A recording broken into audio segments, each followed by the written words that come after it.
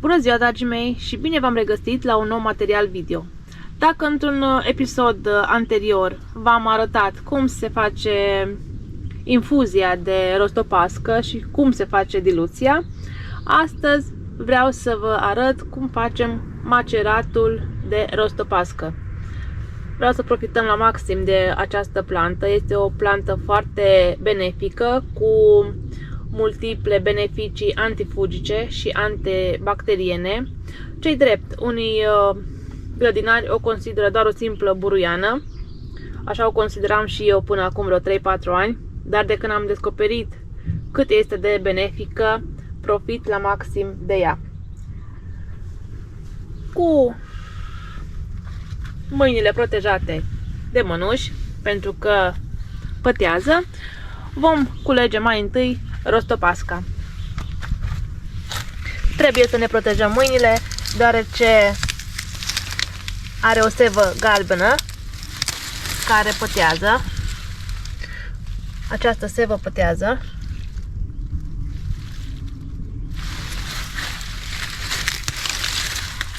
Vom culege rostopasca, apoi vom merge să vă arăt cum fac maceratul.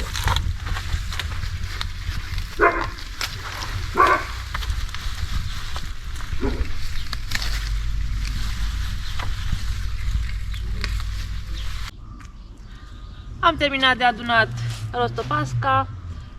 Mi-am pregătit o găleată pe care o voi umple 3 sferturi din capacitatea ei cu rostopască mărunțită, iar în dreapta mea am o găleată de apă de ploaie. Dacă nu aveți apă de ploaie, puteți folosi apă de fântână sau, dacă este de la rețea, este de preferat să o lăsați 2-3 zile la stătut. Iar acum vom mărunți rostopasca, o vom rupe cu mâna și nu o vom tăia cu foarfeca, deoarece dacă o tăiem cu foarfeca se oxidează. Se poate folosi și întreagă, dar procesul de eliberare a substanțelor va fi mult mai lent. Așa substanțele se eliberează mult mai ușor.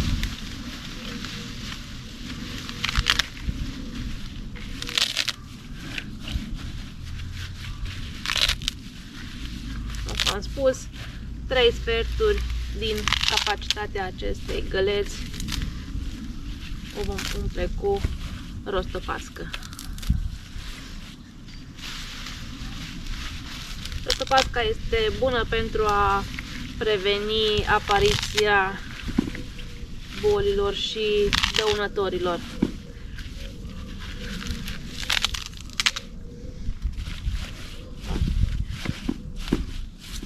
Acum, după ce am umplut 3 sferturi din găleată cu rostopască, vom adăuga apă până se umple găleata.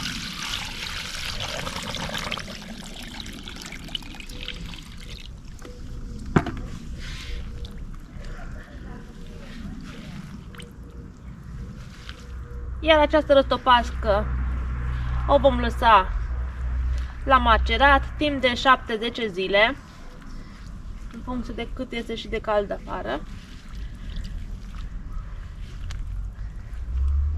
Ne dăm seama că maceratul este gata atunci când nu mai formează bule la suprafață. Ea va fermenta, iar când procesul de fermentație este gata, ea nu va mai forma bule. Acoperim, iar zilnic amestecăm în găleată. Iar peste 7-10 zile vom face diluția. 1 litru de macerat concentrat și 9 litri de apă. Se stropește dimineața de vreme sau seara după ce soarele apune. După cum am spus, stropim preventiv pentru a diminua apariția bolilor și dăunătorilor. La dăunători, acest tratament nu are efect la ploșnița verde a tomatelor și la gândacii de Colorado. Ei nu prea reacționează la acest tratament. În rest, se pot combate afidele, musculița albă de seră și ceilalți dăunători. Rostopasca care mi-a rămas se poate folosi ca mulci printre căpșuni, printre varză, salată verde și astfel protejăm plantele de limac și melci. Melcilor și limaxilor nu le place gustul amărui.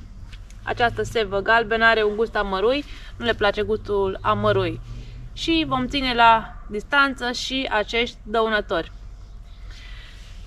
Cam acestea au fost informațiile din acest episod.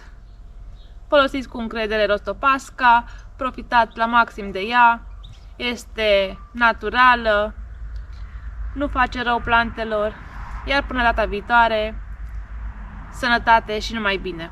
La revedere!